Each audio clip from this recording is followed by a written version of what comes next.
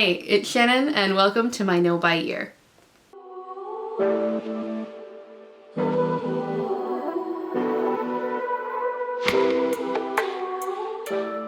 Thank you so much to anybody who is joining me on my 2024 no-buy project, in which I cannot buy makeup or skincare, clothing or accessories, fabric or yarn, books, or homewares throughout the entire course of 2024. Also, thank you for your patience for the last week of videos. I have been so sick. So sick. My voice is still only starting to come back, so appreciate your understanding on that one because man, that cold and flu season this year just took me all the way out. But it is officially the beginning of February, which means we made it through our first month of no buy. That's really exciting. We did it. I'm really proud of how the first month went, and I have a couple of thoughts as I was reflecting on what the first month of my no buy was like. So the first question obviously is, did I make it? Did I buy anything in my restricted categories that I was not supposed to buy in January? And no, I did not. We made it through the first month, and that's really exciting. I thought that it would be a little more difficult than it felt, but in full disclosure, it did feel a little bit like cheating because I had ordered some things in December that were still making their way to me in January of 2024. So if I ordered it in the last couple weeks of December, it arrived in the first few weeks of January. So I still got to feel like I was receiving some things. And I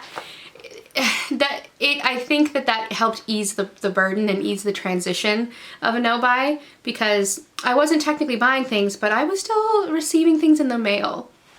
And that's something else that I noticed, and I have noticed as that stream of dopamine has trickled off, as that supply has been cut off, is that I really love getting mail. And so I really enjoy getting mail and getting packages and stuff, and so it's hard for me to cut that off. And now that those have started to stop coming in, I am noticing that maybe it might be getting a little harder because I don't have that steady stream of fun things in the mail. And I think that tracks back pretty far. Like when I was in elementary school, I had a Japanese pen pal, and we would write letters back and forth, and we would send each other treats back and forth, and she sent me a stuffed animal, and I sent her an Irish music CD, and we traded back and forth a lot. And I would just get things in the mail, and I loved it even then. And so now as an adult, it's a bummer not getting those things. Though my husband has taken pity on me, and occasionally when he orders things for himself, he will put my name on the package, but there is something about it that's just not quite the same. One thing I have noticed throughout the no-buy process of the very first month is how much time that I was spending scrolling and shopping and how that was impacting my sleep patterns. Turns out I really wasn't sleeping a lot. There was a lot of time that was spent searching and scrolling and deciding and dissociating into a screen that could have been spent sleeping and was really contributing to my overall feelings of burnout because I was just so tired, and it was easier to scroll and search and shop than it was to process emotions and allow that to sleep. And so I have made a pretty hard and fast rule that on work nights I go to bed at 10 o'clock at night, which for some people might be really late, for some people might be really early. That's about the time that I need to get some solid sleep. And I've already noticed that is making a pretty big difference in how I feel when I get up in the morning, how I feel when I'm working the next day, and on my urge to shop and urge to self-soothe with these shopping behaviors. One of the other things that I did was get a set of headphones, like sleep headphones. I'll put a link in the description or a picture around somewhere. But I got these sleep headphones that I can run my meditation through, and it doesn't wake up my husband, it doesn't disturb the dogs, it doesn't cause any sort of disturbance at all, and I can have my meditation, and I play that instead of scrolling. And I've noticed that seems to help a lot in helping me go to sleep, in staving off insomnia, which was just an excuse to entertain myself on my phone, aka shop. So those meditation headphones and those guided meditations are already really helpful. One of the other things that January has brought is that I have officially started grief therapy.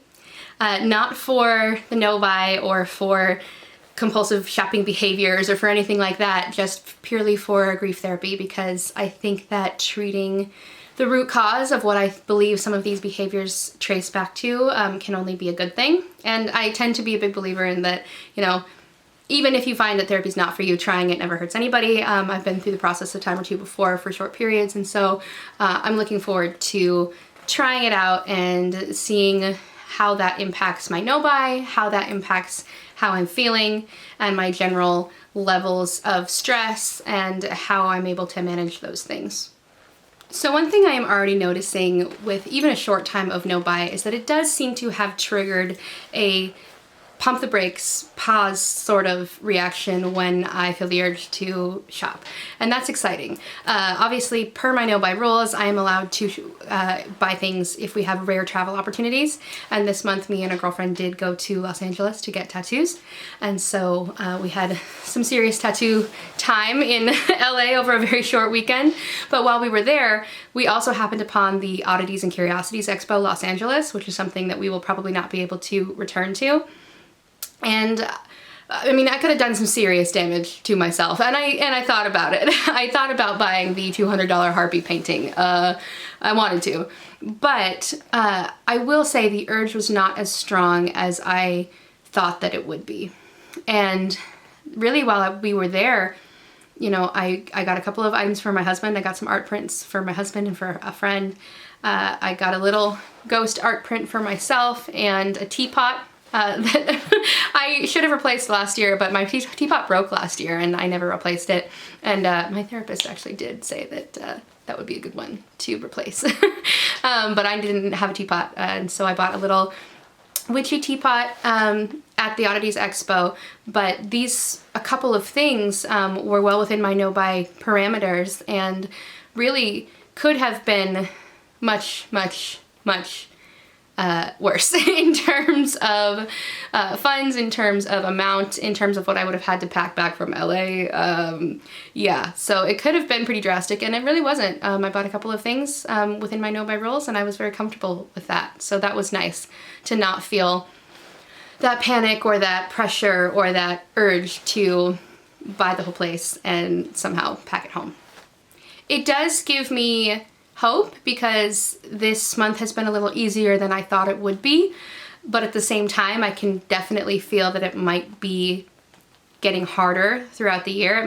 It's certainly going to get harder over the course of the year, because at the beginning of this year I did have some packages coming in from last year, and I am still new to the process, so there's still novelty, whereas I definitely think that novelty is going to wear off, and I'm going to want to revert back to the old reliable habits that I know will deliver the serotonin and dopamine that I really want. And I am going to have to find new ways to receive those things.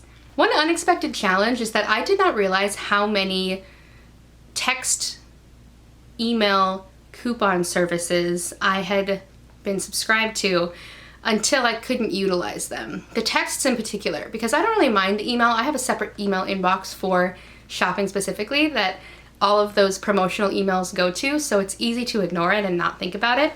But I had signed up for a number of text discount codes, text email chain type things in the last 6-8 months, and I didn't realize how many until I was getting them in my inbox, and I was like, I can't do anything with this information. I have to delete them. So I did, and I deleted them and hit sent stop and got myself off of these lists. But I realized how much those in particular were causing me to want to shop and want to buy. That was certainly a trigger for me that I didn't really register before. And I think everyone is different. I think some people who are doing no buys will recommend that you stop interacting with those types of things entirely. They'll say, get yourself off of all the email lists, don't go on Instagram, don't watch YouTube, don't do all those things. And maybe I'm an outlier of those things, but I don't necessarily want to do that. I still want to engage with the things that I like to do and the things that I like to consume and the media I like to consume, but I just want to do it in a way that is healthy and in a way that works for the self and the life that I want to create. And part of that is not cutting myself off from every instance of media consumption. That being said, the texts were one where I was like, this is not something that I need to have in my day-to-day life all the time. I'm not gonna stop watching YouTube, but I don't need to be getting text messages from stores. So I did remove myself from the text lists, and that was certainly helpful. And pretty soon I wasn't thinking about whether or not it was a New Year's sale. I did think it would be kind of fun to go through the empties and go through all the empties that I have and the things that I can now replace that I emptied out during the course of January. So let's go ahead and get into those. So here is the little box of empties that I have, and not all of these were emptied out completely in January. Some of them were almost empty in December, and just the last little bit was emptied out in January. But so here's the kind of things that I get to replace if I want to. Some of them I have had empty for a while and haven't replaced them to see if it's something that I can do without. But one that I know that I definitely am going to replace is the CeraVe Hydrating Facial Cleanser. This is a facial cleanser. I do a double cleanse every morning and evening, particularly in the evening when I'm wearing makeup and stuff. So if I've worn makeup and things like that during the day, I double cleanse, and that means that I want my foaming cleanser back. And I like the hydrating one in particular because I have kind of drying skin, and so I like that one. I also have a CeraVe Vitamin C serum, and you can't even see what the bottle used to look like. I got every drop out of this thing, twisted it all the way out. But it's just a vitamin C serum for the morning. I use that in the morning, and this stuff is great. I mean, it's like 20 bucks and it lasts a long time, and I feel like it's concentrated, and I really like this one. I have heard really good things about the Timeless Vitamin C serum, and so I might try that when I replace this, because this ran out at the beginning of January, and I did not replace it immediately because I had this. So this is a Global Beauty vitamin serum. It's a multivitamin serum. It has B, C, E, and niacinamide, and it was at the dollar store. And I bought this because mostly I was just curious in December, and I hadn't opened it yet. So when my vitamin C serum ran out from CeraVe, I knew that I had some already, and so I couldn't replace it right away. I had to use this up. And I will say that I was pretty impressed for a dollar store product. This worked really well. I found it pretty darn hydrating. I found it really did stand in for the CeraVe. That being said, I do feel like I had to use a lot more of it. Water is the first ingredient. Like, there's definitely a higher water content to this, and so it did not go as far. Most of those small bottles, you can spread out their use over a long period of time, and they last quite a while. This didn't last a long time because I was using quite a bit of it, because it's definitely a thinner compound, and it didn't last as long.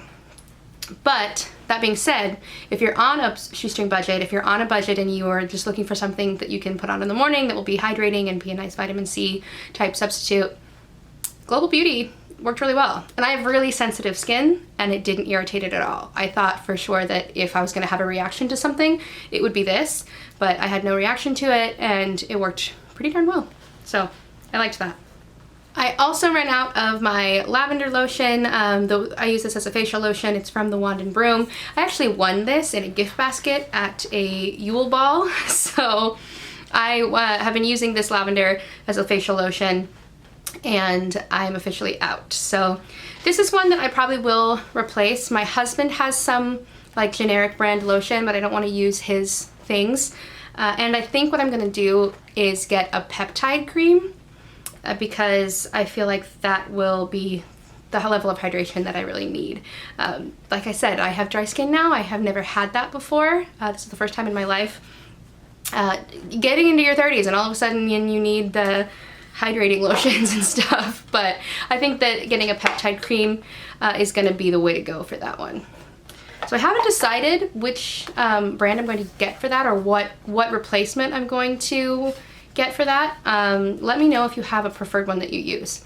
The last thing that I ran out of in January is this Age Shield Face sunscreen from Neutrogena. And I love this stuff. I use this every single day. It's a broad spectrum SPF 110, which is probably overkill, but I'm really, really prone to sunburn. I'm really prone to sunburn, and so I probably will replace this. I will say that I don't know how much, you know, anti-aging protection and all that stuff. A lot of this is marketing speak, but it's just a really nice sunscreen formula, and it sits light on the skin and is still water resistant, so I do like that. That being said, I may have to use up one product first before I replace that, and that's this Radiant Protection Fluid SPF from Eminence. This is something that I desperately wanted at the end of 2023. I got a facial in the middle of summer last year or something, and she recommended this as something to use, and she used it on me, and I was obsessed. It gives this dewy finish that I absolutely love, but this is far more expensive than the Neutrogena stuff. You know, I think it's like $50 for this little bottle. So it's excessive, and I arguably don't need it. And it does have a lower SPF, but what I do like about this is this dewy finish that it gives. So if I don't feel like wearing makeup, I feel like all I need to do is toss this on and I feel like I look healthy and glowy, and I really like that. But I don't know that that outweighs the higher SPF. I don't know if that outweighs the other stuff, so I have to decide. But I do have time to decide because I do have some of this left, and I'm going to be good and use this before I buy a replacement sunscreen. So that is my January. We are already into February and moving right along, so I hope that anybody who's considering doing a no-buy, maybe think about doing one in February. If you haven't started already, that's okay. Start now. February is the shortest month, and so it's the shortest month of the year, and it might be a good time to try something new. If you haven't started on the 1st or the 2nd or the 3rd, start on the 8th or the 10th. That might be a good way to dip your toe into the no-buy world. But overall, I am optimistic about my no-buy. I am enjoying the process of learning about what myself participating in less consumption looks like and what that feels like. So I am excited to continue to go forward and see what the rest of the year has in store. So here's to that, and here's to you manifesting magic in your own life. Bye.